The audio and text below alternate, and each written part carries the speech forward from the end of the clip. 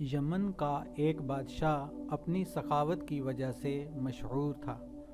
اس نے جب حاتم طائی کی سخاوت کے قصے سنے تو اس کے دل میں حاتم طائی کے لیے بغض پیدا ہو گیا۔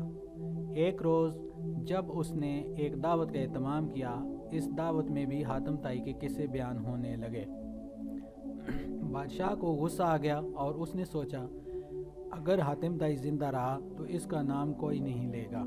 اس نے ایک قاتل کو بلایا اور حکم دیا کہ وہ حاتم طائی کا سر کاٹ کر اس کے پاس لے آئے۔ وہ قاتل جب حاتم طائی کی قیامگاہ پہنچا تو اس کی ملاقات ایک شخص سے ہوئی۔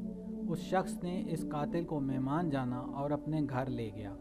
پھر اس نے مہمان نوازی میں کوئی کسر نہ رہنے دی۔ وہ قاتل اپنے میزبان کے عمدہ اخلاق کا گرویدہ ہو گیا۔ پھر جب اس نے اپنے میزبان سے رخصتی طلب کی تو میزبان نے مزید چند روز قیام کی درخواست کی۔ قاتل نے کہا وہ ایک ضروری کام سے آیا ہے، اس کے پاس مزید رکنے کا وقت نہیں۔ میزبان نے کام سے متعلق پوچھا تو قاتل نے کہا تم حاتم طائی کو جانتے ہو؟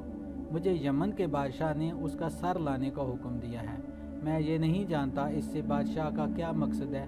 چونکہ یہ میرا پیشہ ہے اس لیے میں یہ کام کرنے آیا ہوں۔ کیا تم مجھے حاتم طائی کا پتہ بتا سکتے ہو؟ میزبان نے مہمان کی بات سنی تو مسکرا دیا اور کہا میں ہی حاتم طائی ہوں۔ تم میرا سر کاٹ کر یمن کے بادشاہ کے پاس لے جاؤ۔ اگر تم نے جلدی نہ کی اور لوگوں کو اس کی اطلاع ہو گئی تو وہ تمہیں نقصان پہنچائیں گے۔ قاتل نے جب حاتم طائی کی بات سنی تو اس کے قدموں میں گر پڑا اور معافی مانگنے لگا۔